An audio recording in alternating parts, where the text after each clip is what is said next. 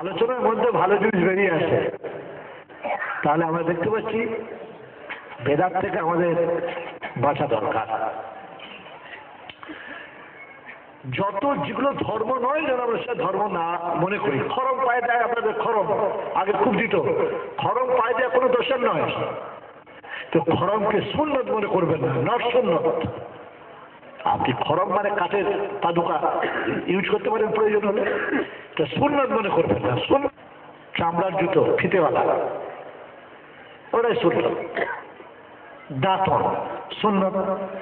আপনি যদি ব্রাশ করেন তাতে কোনো গুণা নেই, আপনি যদি কোনো পাউডার দিয়ে দাঁত মাজেন কোনো গুণা নেই, কিন্তু দাঁতন করলে সুন্নত হবে, সুন্নতের সবটা আপনি পাবেন।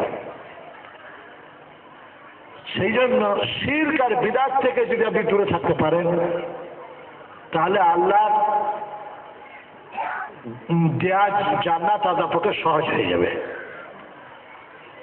এবার বলুন, আমরা মুহাম্মদের নামে যে দরুদ পড়ি সাল্লাল্লাহু আলাইহি সাল্লাম বলি, এটা নবীকে শ্রদ্ধা জানাবার জন্যে না অশ্রদ্ধা জানাবার জন্যে, এটা আপনি কোনদিন হিসেব করেননি। যখনই আমরা নবীর নামে দরুদ পড়ি, কেন পড়ি?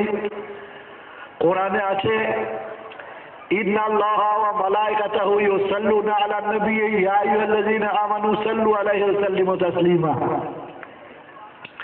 এই আয়াতের ব্যাখ্যা বহু জায়গায় আপনারা শুনেছেন।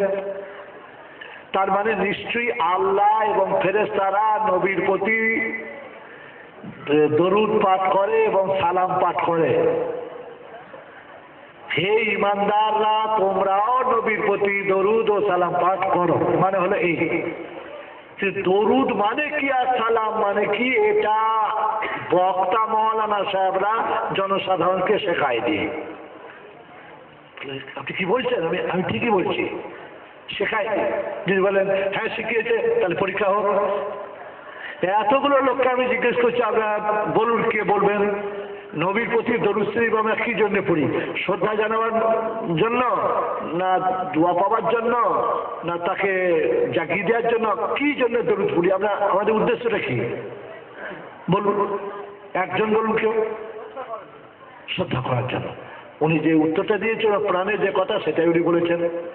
কিন্তু নবীর প্রতি দরুদ পড়া শ্রদ্ধার ব্যাপার নয়। দরুদের মানেটাই শেখানো হয়নি। দরুদ মানে দোয়া, সালাম মানেও দোয়া, সালাম মানে শান্তি। দরুদ মানেটাই হলো দোয়া। জাহান্নামে বা দোজখে যাওয়ার সম্ভাবনা আছে কি? আপনাদের কেউ কেউ সারাই দিলেন না। আমি তো সারা চাইছি সবারই, পার্টিকুলার কোনো লোকের নাম করতে আমি বলিনি। কোন নবীর কি নরকে বা জাহান্নামে যাওয়ার সম্ভাবনা আছে? সব নবী জান্নাতি। তাহলে আমাদের মুহাম্মদ সাল্লাল্লাহু আলাইহি ওয়াসাল্লাম হচ্ছে সব নবীদের শেষ নবী, সেরা নবী। তার কি জাহান্নামে যাওয়ার কোনো সম্ভাবনা আছে? তো তাকে দোয়া করবো আমরা ছোট কোম্পানি লিমিটেড? আমরা চুরি করি, ডাকাতি করি, খুন করি, মিথ্যা কথা বই, আমরা ঘুষ খাই, মদ খাই, ড্রাগ খাই, হেরোইন খাই, আমাদের হারাম হালাল কত রকমের গলতি আছে। আর আমরা দোয়া করবো নবী কি কোনোদিন চিন্তা করলেন না যে কেন এই ব্যবস্থাপনাটা কেন? হ্যাঁ গো, নবী তো জান্নাতি, তাকে আমরা কি দোয়া করবো? নবীর কবরে মদিনায় গিয়ে কি সালাম আমরা দিই? আসসালামু আসসালাতু আলাইকা ইয়া রাসূলুল্লাহ। সেখানেও দোয়া। বুজুর্গদের কবরে গিয়ে কি বলি? আসসালামু আলাইকুম ইয়া আহলাল কবুর ইয়াগফিরুল্লাহু লানা ওয়া লাকুম। মানে কি? আসসালামু আলাইকুম, আপনাদের উপর শান্তি বর্ষণ হোক। ইয়াগফিরুল্লাহু লানা ওয়া লাকুম, আপনাদের আর আমাদেরকে আল্লাহ ক্ষমা করুন। তাহলে ওখানেও আমি দেনেওয়ালা লেনেওয়ালা নই। বুঝুন, আবু বকর, ওমর, আলী এদের নামে আমি কি বলছি? রাদিয়াল্লাহু আনহু। রাদিয়াল্লাহু আনহু মানে আল্লাহ তারপর সন্তুষ্ট হন। এখানেও আমি দেনেওয়ালা না লেনেওয়ালা? উত্তরটা দিন। বুঝতে পারছে না। দেনেওয়ালা হচ্ছি আমি না লেনেওয়ালা হচ্ছি? দেনেওয়ালা। খাজা মঈনুদ্দিন চিশতি রহমতুল্লাহ আলাইহি আলাইহি মানে উপরে, রহমতুল্লাহ মানে আল্লাহর করুণা, তারপরে আল্লাহর করুণা হোক। আমি দেনেওয়ালা না লেনেওয়ালা? ওখানে আমি দেনেওয়ালা। এবার আমার চাচা মরে গেছে, খালু মরে গেছে, ফোপা মরে গেছে, সেখানে আমি বলছি আমার চাচা মরহুম, আমার আব্বা মরহুম, আমার মা মরহুমা।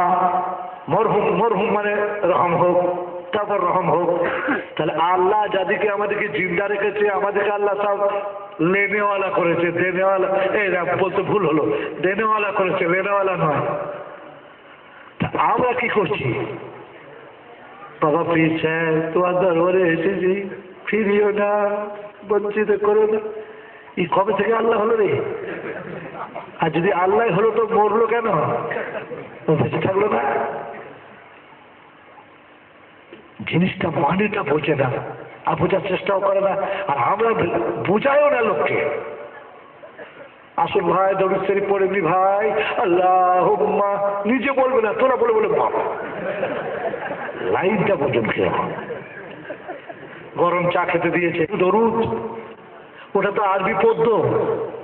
বালাগাল গোলাবে কামালিহি কাসাফাত যাবে জামালি, ওটা একটা বড় বুজুর্গ কবি তৈরি করা কবিতা। দ্যাটস এ পোয়েম, কবিতা। তাকে আপনি দরুদ বলে চালিয়ে দিলেন, দরুদ নয়। ছাগলকে যদি আপনি গরু বলে চালান, কি করে মেনে নেওয়া যায় বলুন তো? যারা ঘোড়া তারা মনে মনে ভাবছে এই শালার মাথায় বাজ পড়ে না, আচ্ছা লোক তো। তো যত পীর আছে সবাইকে একটু বুঝিয়ে বলুন না যে একসঙ্গে হয়ে তারা আমাকে এমন বদয়া করে দিক যাতে আমার প্যারালাইসিস হয়ে যায়। তাহলে জানতো হ্যাঁ একটা কাণ্ড করলো। ক্ষমতা একজনেরই আছে, তিনি কে? আল্লাহ। ভালো করে বুঝুন, মুহাম্মদ রাসূলুল্লাহ সাল্লাল্লাহু আলাইহি ওয়াসাল্লামের 4টে বেটা ছেলে হয়েছিল। একটা নাম তৈয়ব, একটা নাম তাহের, একটা নাম কাসেম, একটা নাম ইব্রাহিম। নবী কত আশা করেছিলেন তাদের যে আমার ছেলে বাঁচবে, আল্লাহ আল্লাহ করবে, আমি দেখব। শখ করে তাদের ইয়ে করেছেন। একটা ছেলেও বেঁচেছিল কি? কেউ বাঁচেনি, 4টেই বাঁচেনি। মেয়েগুলো বেঁচেছে, ছেলে বাঁচেনি। যখন ইব্রাহিম ছেলে মারা গেলেন, নবী সাহেবের ছেলে, তখন বেঈমানরা বলেছিল নবী না ছাই, যে ছেলে বাঁচাতে পারে না সে আবার নবী কি? নবী বলে নিজেকে। তখন নবীকে বলেছিল 8 কুড়ো। নবীর চোখে পানি এসে গিয়েছিল, ব্যথা পেয়েছিলেন নবী যে আমাকে 8 কুড়ো বলছে আল্লাহ, ছেলেটা কেন মরে গেল তুমিই জানো। তখন জিবরাইল ফেরেশতা এলেন, এসে বলে নবী তুমি দুঃখ করো না, তোমাকে আল্লাহ সবচেয়ে বেশি ভালোবাসে। কিয়ামতের দিনে কাউসার হাউজটা তোমাকেই দেয়া হবে, ওটার মালিক আর কেউ হবে না, তুমি যাকে ইচ্ছা খাওয়াবে, যাকে ইচ্ছা না খাওয়াবে। কাউসার কুয়া ইন্না তাই না, তারপর কি ওই কাল কাউসার, ওই কাউসার কুয়াটা তোমারই আন্ডারে থাকবে। নবী তখন খুশি হয়ে গেলেন। তো ছেলে বাঁচলো না। এবার বলুন, সমস্ত পীর যত মারা গেছেন আর যত বেঁচে আছেন আর আগামীতে কিয়ামতের আগে যত জন্মাবে, সব কটাকে যদি এক পাল্লায় চড়ানো হয়, আমরা কোরআন শরীফে যেটা বলি আদম, সেটা বাইবেলে বলা হয় অ্যাডাম, লোক এক। তো ঈসা আলাইহিস সালাম যখন মরিয়মের পেট থেকে জন্মালেন, তার মায়ের কিন্তু বিয়ে হয়নি। অর্থাৎ ঈসা আলাইহিস সালাম জন্মেছিলেন সেই মায়ের পেট থেকে যে মায়ের কোনোদিন বিয়ে হয়নি। কোনো পুরুষের সঙ্গলাভের মাধ্যমে তার জন্ম হয়নি। ব্যাপারটা কি বুঝতে পেরেছেন? কুমারী মেয়ে, কুমারী মায়ের ছেলে, সব লোক ছিছি করতে লাগলো, তো বিয়ে হলো না, ছেলে হলো কি করে? আর তিনিও খুব লজ্জিতা হতে লাগলো, আল্লাহ তোমার কুদরত কি, আমার তো বিয়ে হয়নি, আর কোনো পুরুষের সাথে আমার মিলন হয়নি, আমার পেটে বাচ্চা এলো, আমি লজ্জায় মুখ দেখাবো কি করে? বাচ্চা হবার সময় যন্ত্রণা হচ্ছিল, তখন একটা গোয়ালে ঢুকে গেলেন, সেখানে বাচ্চা হয়ে গেল। আর মেয়েরা তো জানেন একটু হুচুক প্রিয় হয়, গোটা পাড়ার মেয়ে জড় হয়ে গেল, এসে বলে হ্যাঁ তা ছেলে কি গেলে হ্যাঁ।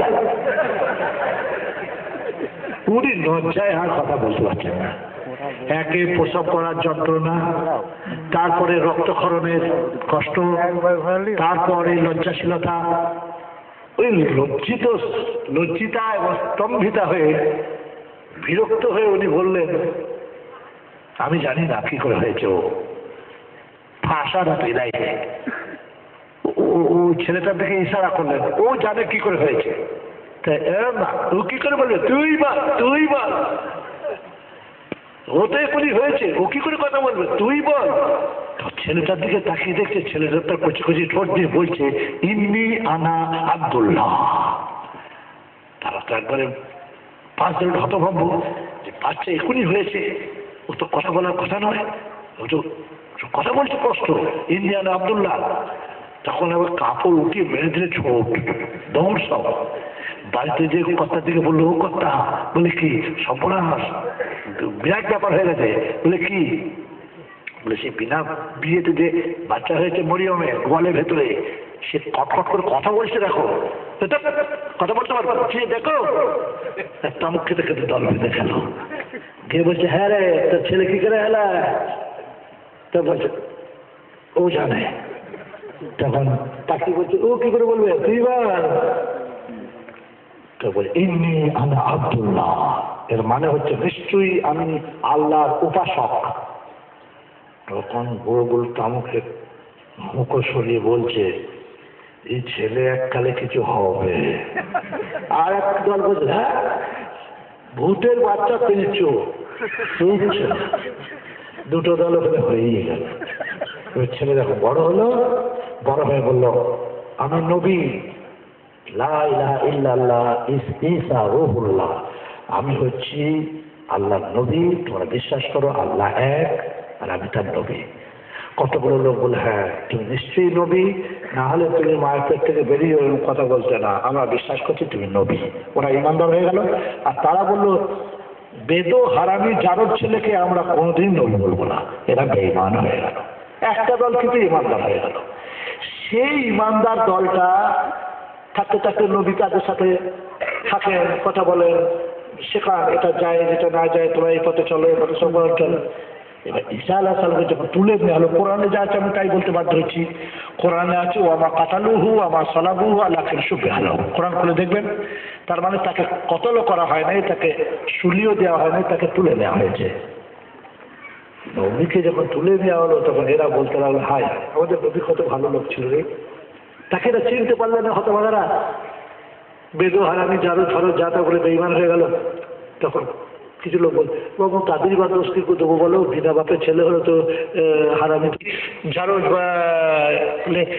তুমি বলো যে বাপ না থাকলে তো মানুষ বলবে, বলে বোকা, বাপ না থাকলে বাপ ছাড়া ছেলে হয়? আমাদের ঈসা আলাইহিস সালামের বাপ স্বয়ং আল্লাহ, হি সন অফ গড।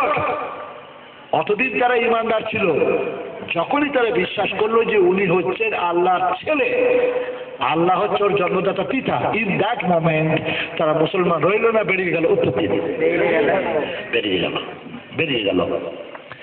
যখনই বেরিয়ে গেল সবই সর্বনাশ হয়ে গেল। তাহলে এটা কে আটকাবে? তখনই এই আয়াত নাযিল হলো যে নিশ্চয়ই আল্লাহ এবং ফেরেশতারা নবীর প্রতি আশীর্বাদ দেয়, সেই ইমানদাররা তোমরাও নবীর প্রতি দোয়া করো এবং শান্তি, তার জন্য শান্তি প্রার্থনা করো। সালাম দিয়ে আপনার শ্রদ্ধা জানান নয়। আপনি আপনার বাবাকে সালাম দিতে পারেন না, উত্তর দিন। আপনার জন্ম দেওয়া ছেলেকে সালাম দিতে পারেন না, উত্তর দিন। তা সালাম দিয়ে আপনার শ্রদ্ধা হলো কি? আপনার ছেলেকে আপনি সালাম দিচ্ছেন, ওটা শ্রদ্ধা হলো না দোয়া হলো কি? আর আমরা পুরো বাপকে যদি বলে আসসালামু আলাইকুম, এটা শ্রদ্ধা হলো না দোয়া? এটাও দোয়া, যে আপনাদের শান্তি বর্ষণ হোক। নবীকে দোয়া করার নাম হচ্ছে দরুদ পড়া।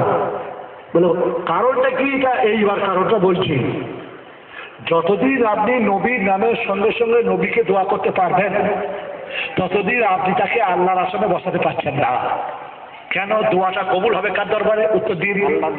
যত দোয়া যেই যেখানে করুক, কবুলটা হবে কোথায়? আল্লাহর দরবারে। চলো, উনি নিশ্চয়ই আল্লাহ নন।